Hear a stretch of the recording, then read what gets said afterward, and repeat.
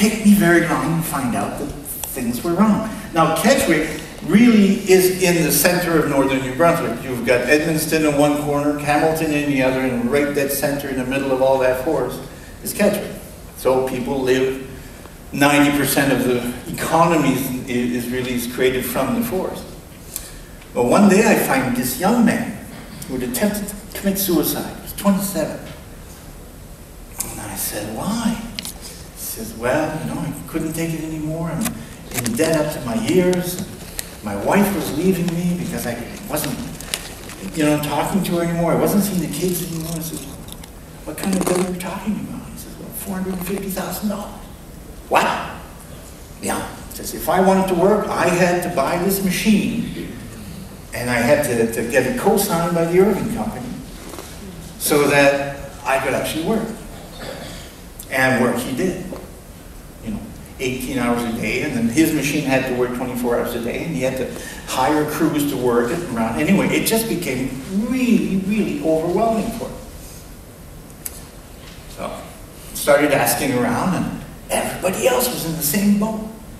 You know, choked to death, economically captured. And, okay, so what's going on? Then I get a phone call from a friend of mine, Chamber of Commerce.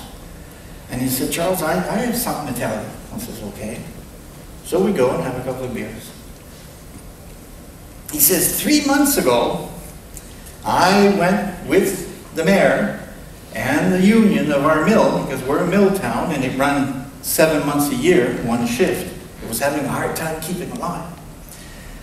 We went to Fredericton, and the Irving company asked us to ask for more wood. We needed another 44,000 cubic meters of wood, so then we would run 10 months a year. So we go to Fredericton, and the mayor says, okay, we need another 44,000 cubic meters of wood. Our community is struggling, and we should have that wood because we're surrounded by the largest license in New Brunswick, the #1 license, so that it makes no sense. We should be able to keep our boys working.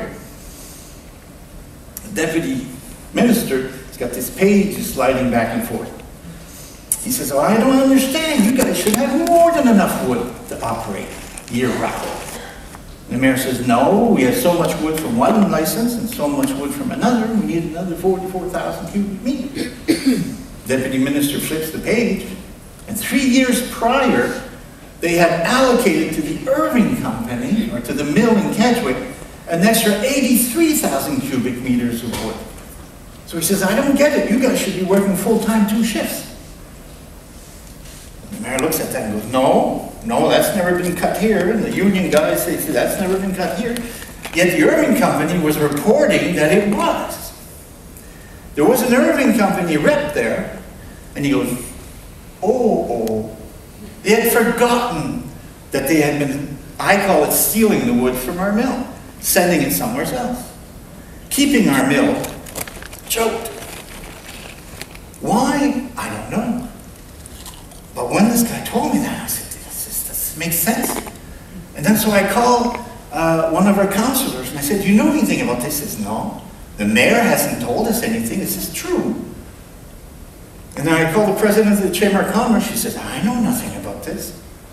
So see, the mayor, the Chamber of Commerce, and even the union had known about it for 3 months, had not mentioned it to the councillors, nor to the members, nor to the union members.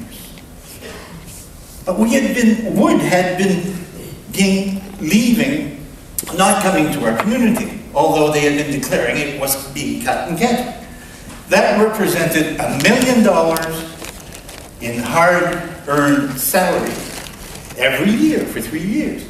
So that's a minimum of $6 million of economic activity that we did not get in our community.